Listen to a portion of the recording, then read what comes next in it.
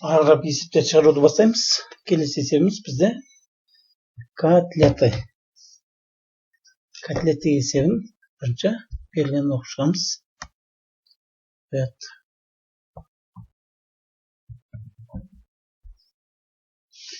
Яғни бізде былай дейді, сковородкада бір уақыттың өзінде котлетті бір уақытта қоруға болады. Яғни сковородканың сыйымдылығы К котлет кетеді ішіне. Әрбір котлетті бір жағын М минут тынымсыз қоруға болады екен. М минут кетеді бір жағын қору үшін. Енді қандай ең аз уақытта К котлетті екі жағында қорып алуға болады деген бізге есеп беріліп отыр. Яғни бізге берілетін нәрселер бір жолда К котлеттер саны, сковородкаға сыяды. Екінші, әрбір котлетке кететін уақыт. Жоқ, бұл жерде әрбір котлетті қору керек, бір жағын қоратын уақыт берілген. Және N жалпы котлеттер саны. Осынша котлетті қору керек екен. Ал енді бір жолға шығаруымыз керек екен, жалпы кететін уақытты. Ең аз уақыт. Біреуден жасауымызға болады, бірақ мына жерде ол оптимальный емес қой. Сондықтан бізге не жасауымыз керек екен? Әрбір котлетке кететін уақытты жасау керек екен. Оған программа құрайық. Программа құру үшін алдын ала берілген мәліметтер алайық. Мен котлеттерді сыйымдылығын S деп аламын. Өзіме үйренген. Екінші, бір жағын қоруды B деп аламын. Жалпы котлеттер санын T деп алайын. Жалпы қанша котлет екен? Map, int, input, split, жабамыз. Енді ары қарап бір есепті шығаруға бірнеше уақыт кетеді. Сондықтан мен оптимальный өзім шығарған есептің оптимальный вариантын жазайын осы жерге. Жалпы кететін уақытты есептейміз. Мен жалпы деп J деп алайын. Бұл жерде боласын не деп аламыз. Максимум деймін. Максимум 2 және int деп аламын. Бүтін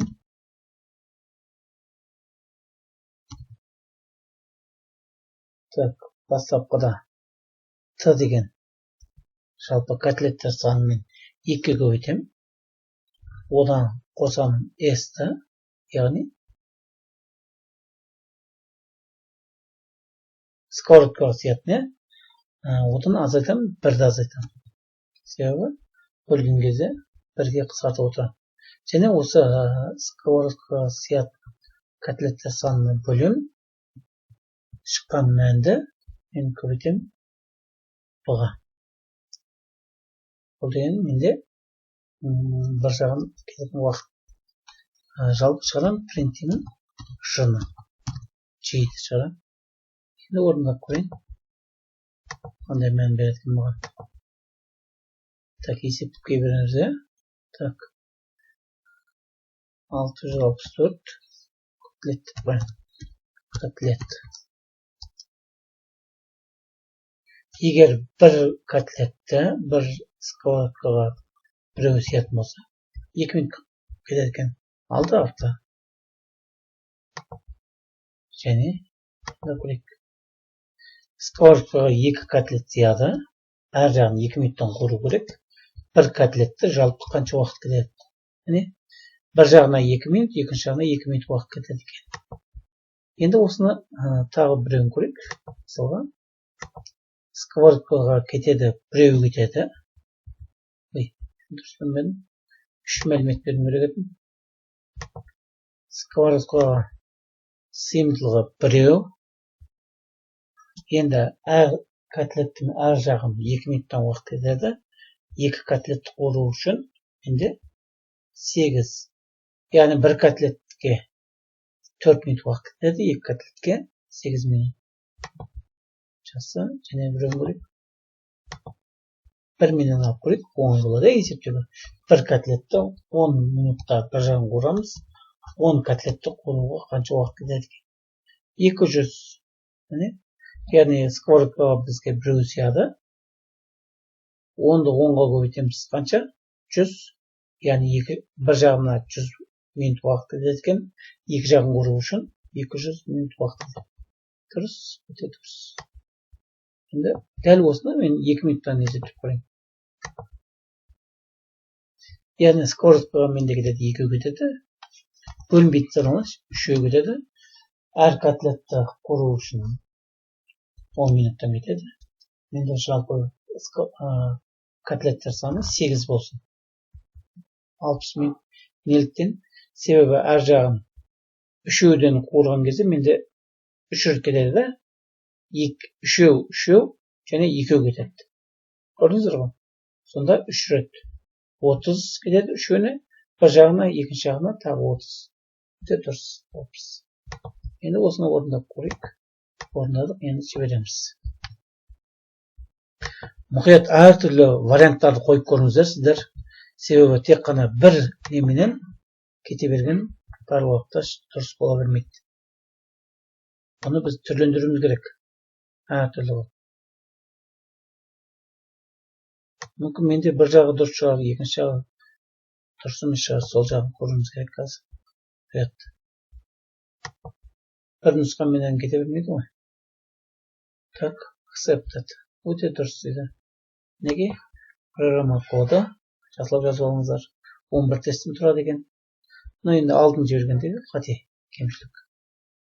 Окей, программа коды. Так, 11 тесттен тұрады екен. Ең көп дегені 31 миллисекунд көлемі 8. Демек, 6-шы тестіміз бізде ұзақтау болып тұр. Жақсы, жазып алған болсаңыздар. Енді түрлендіріп көріңіздер өздеріңіз. Басқа да варианттарды қойып көріңіздер. Сол кезде мүмкін есепті дұрыс түсінетін боласыздар. Енді сәл күрделілеу есеп. Бұл бізде Манхэттенский полицейский.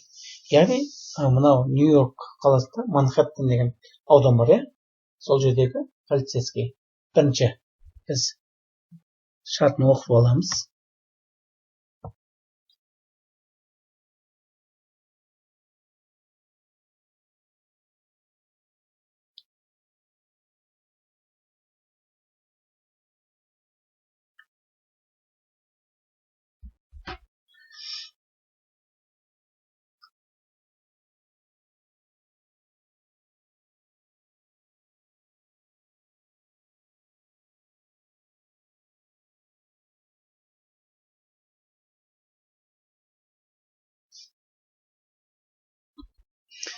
Так, есептің жарты бойынша бұлай екен.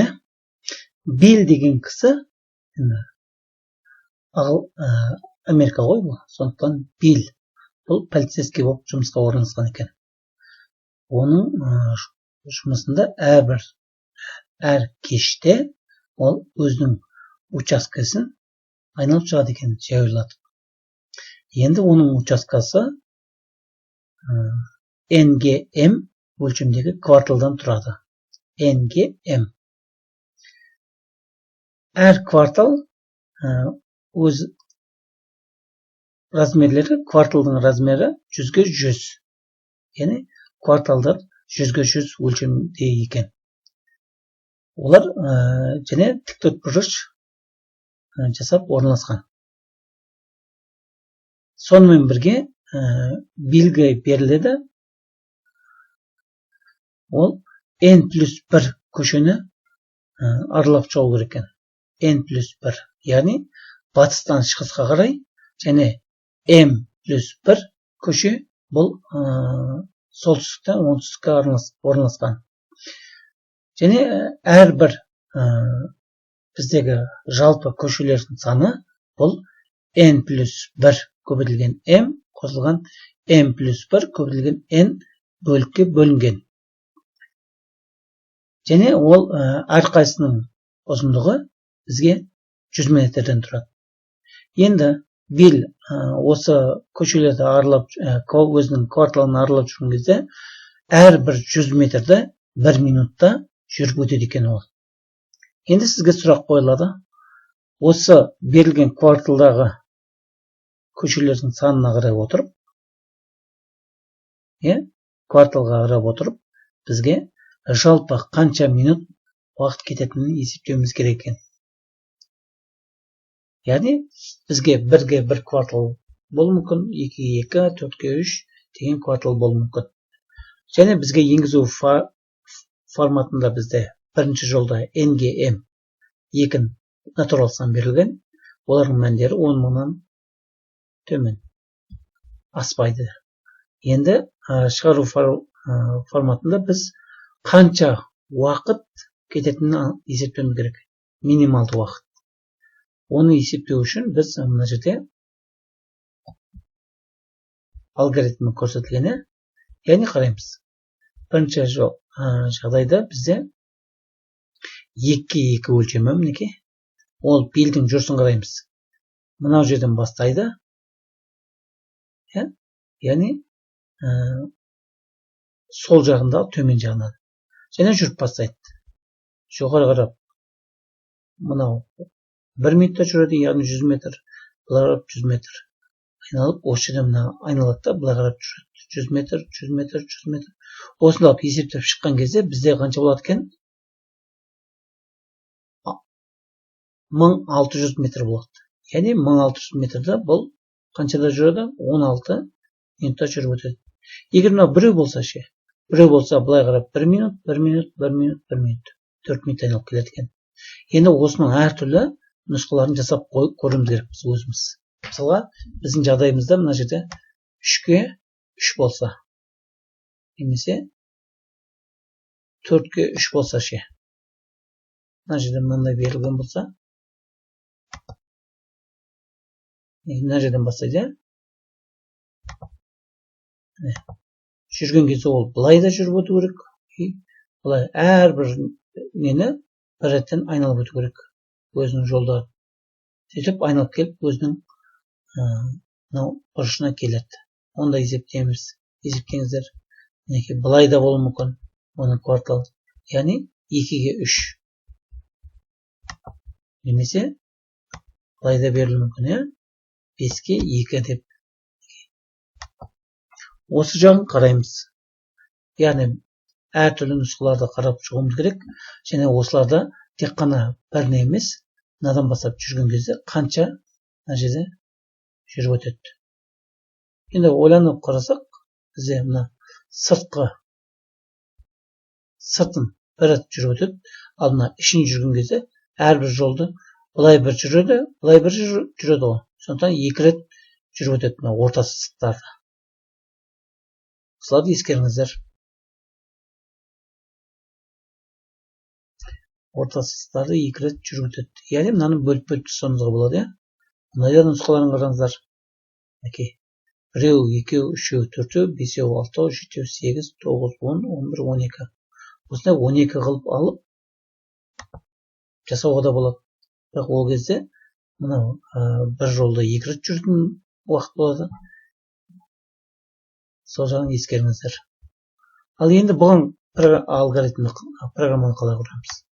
Программаны құру үшін қазір мен өзімнің дайындап қойған программаны қояйын. Жалпы әртүрлі нұсқаларды қойып көрдім мен. Осы нұсқалардың ішінде қолайлы және жылдам есептейтін өзімнің программаны қояйын. Так, S және B деп аламын мен. Берілген кварталдағы саны. Так, int input. Бірінші менде S-ім қандай? S менде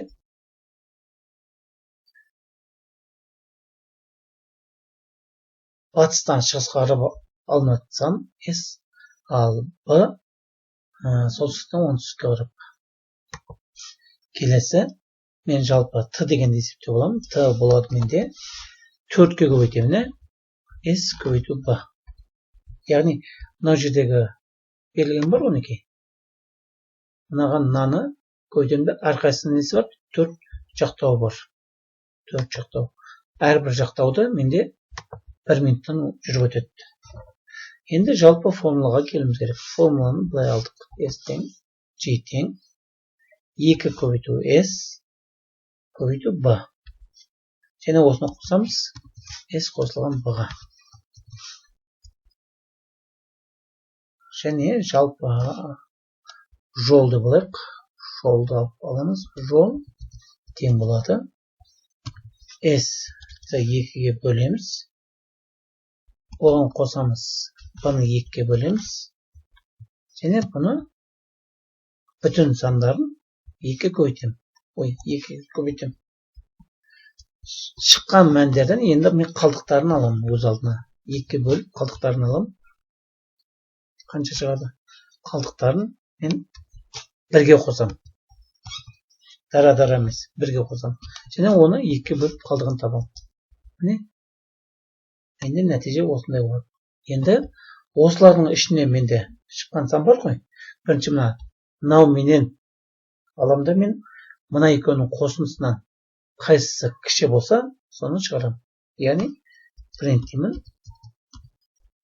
Т менен минимум деуім керек. Кіші мәнді алуым керек қой.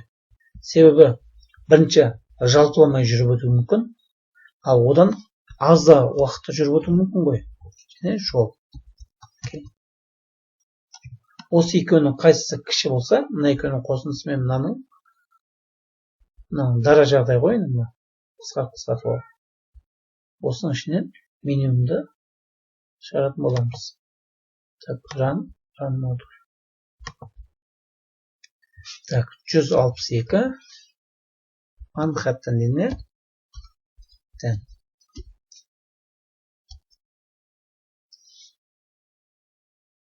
Бірінші жағдайда бізге беріледі, 1-ге 1 беріледі. Құраймыз. 1-ге 1.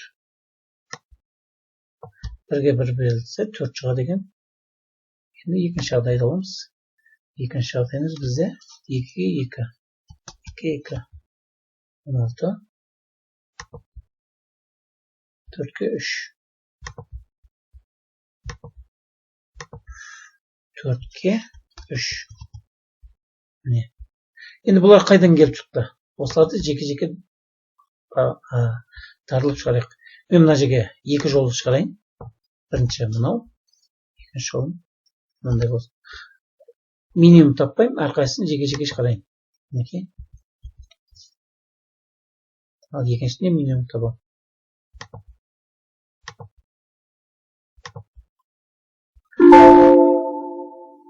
Екі жақша болып кетті. Мұқайт қараңыздар, кемшілік кетпесін. 2-ге 2 берген кезде 16 кетті. Ол енді заңды, егер жұп сандар болса. Енді біреуін тақсан қылып көрейін мен. Тақсан қылсам 3-ге 4 тең. Қарап отырсаңыздар, егер 3-ге 4 деген бар ғой, неке міне. Бағана мен көрсеттім. Мына бойынша жүретін болсақ, 3-ге 4. Ол кезде 1, 2, 3, 4, 5, 6, 7, 8, 9, 10, 11, 12. 12 әрқайсысы мындай 400 метрден тұрады. 12-ден 400-ге өтсек 4800. Ал мына формуламен табыссақ, онда тек қана бір жолмен жүріп отырады да ол. Мынадан басады ма? Былай дейіп, тарылып жүріп отырады әрқайсысын. Ол кезде ол аз уақытта жүріп өтеді. Тағы бір мәнгі көрейік. Екеуін де тақсан көрейік. Мысалға 5 пенен 7-ні көрейік. Қарасаңыздар, егер мына жерде 5 пенен 7-ні қоссақ 12 ғой. 12 мына жерде мен былай сызатын болсам, былай қарап 5-еу, былай қарап 7-еу. Қанша болды? Көбейтсек 35. 35-ті 4-ке көбейтеміз. 35 көбейту 4. Тең белгісі алып кетті алдында. 140. яғни 140 бұл айналып шығуға толық кететін уақыт екен. Ал былайынша жекелеп есептейтін болса, онда 92 минутта келеді. Көрдіңіздер ғой, мына есепті шығарудың әртүрлі жолдарын қоймасақ, дара жағдайлар бар. Сондықтан мұны қысқартып есептеп береді. Барлығы бірдей болып келе бермейді бұл жерде. Сондықтан бұл олимпиада есептері болып келеді. Так, мен жіберемін мынаны, анқеттен.